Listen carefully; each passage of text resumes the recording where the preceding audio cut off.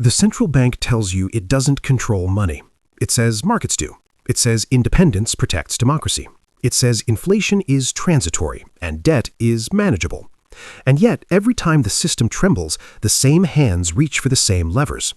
So here's the uncomfortable question we're going to sit with today. If central banks don't control money, then who does? And why does it never feel like us? Let's start somewhere familiar. You're told money is neutral, boring, technical, a background utility like electricity or plumbing.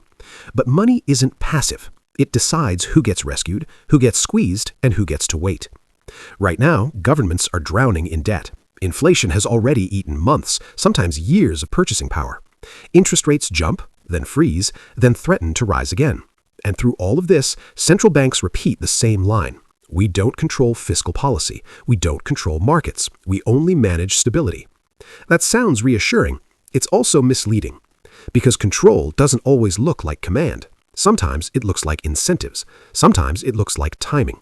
Sometimes it looks like deciding who gets liquidity first and who gets it last. To understand who really controls money, we need to stop thinking in terms of ownership. No one owns the money system. They operate it. And the operating system is more revealing than the slogans. Let's rewind. Most people think money starts with governments printing cash. It doesn't. The majority of money is created when banks issue loans. You walk into a bank, you sign a mortgage. The bank doesn't take someone else's savings and hand them to you. It creates new money, digitally, instantly. Your debt becomes their asset. Your promise becomes spendable currency. This is legal, normal, essential. But it means the true engine of money creation isn't the central bank, it's private credit. So where does the central bank fit in? Not at the start, at the edges. Central banks don't decide how much money banks create day to day. They decide the conditions under which that creation is profitable or dangerous. Interest rates, reserve requirements, liquidity facilities.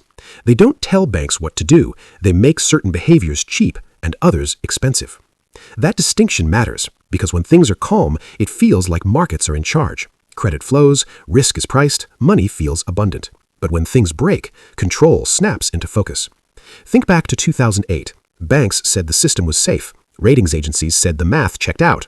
Regulators said risks were contained, until suddenly they weren't.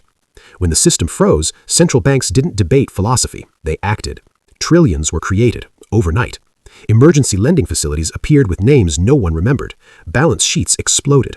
And notice something important. The money didn't go to households first. It went to institutions, banks, primary dealers, large financial actors. Why? Because that's where the plumbing is. Central banks don't spray money evenly across society. They inject it at specific nodes, and money flows outward from there, slowly, unevenly, selectively.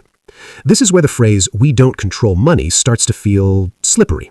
Because while central banks don't control who deserves money, they absolutely control who gets access first. And in finance, timing is power.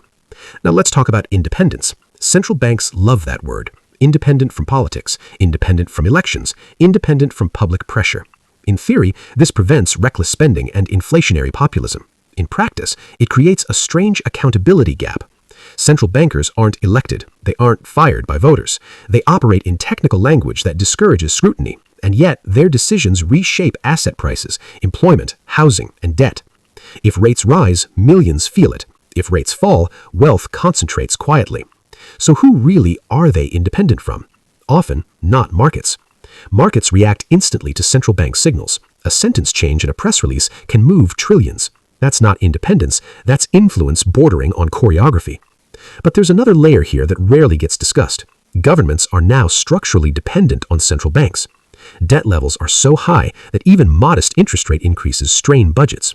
So central banks say they don't finance governments, but governments can't function without their support. This creates a quiet coordination, not announced, not written down, but understood. Raise rates too fast and the government wobbles. Cut support too early and markets panic. So central banks thread a needle, publicly strict, privately flexible. They promise discipline while inventing exceptions, temporary facilities that last years, emergency measures that quietly become permanent. And every time the explanation is the same. This is extraordinary. This is necessary. This is not control. But let's look at the incentives. Banks know central banks will step in during crises. Large institutions know they are systemically important. Markets know that extreme pain triggers intervention. That knowledge changes behavior. Risk isn't eliminated, it's socialized. Profits stay private, losses get absorbed. Not always directly, sometimes through inflation, sometimes through currency debasement, sometimes through years of suppressed returns for savers. No single villain, no conspiracy room, just a system that consistently protects its own stability first. And here's the quiet irony. Central banks insist they don't control money because admitting they do would make them responsible for outcomes they can't fully manage. So they define control narrowly. We don't set prices. We don't choose winners. We don't tell banks who to lend to. True, but they shape the environment where those choices become inevitable. Low rates push investors into risk. High rates crush fragile borrowers. Asset purchases inflate prices without asking permission. Control without ownership. Power without authorship. Now contrast this with the public story. You're told inflation is a supply problem, or a demand problem, or a shock. You're told markets are volatile, unpredictable, natural. But rarely are you told that the structure itself concentrates decision-making upstream. By the time money reaches wages, it's diluted. By the time prices adjust, the early recipients have already moved. This isn't evil, it's mechanical. And mechanics don't care about fairness. So who really controls money? Not politicians, at least not directly. Not central banks, at least not openly. Not markets, not in the way people imagine. Money is controlled by a loop. Private credit creates it. Central banks stabilize it. Governments depend on it. Markets respond to it. And the public absorbs the side effects. Inflation, asset bubbles, debt normalization. Each actor denies full responsibility, and technically, they're all telling the truth, which is what makes it so effective. The risk isn't that someone is secretly in charge. The risk is that no one can step outside the system without breaking it. Central banks don't control money. They manage the consequences of a structure that demands constant expansion to survive. And every time expansion slows, the question returns: who pays for stability? Is it savers, workers, future taxpayers? Or is it simply pushed forward, renamed, and deferred? Here's the thought to leave you with.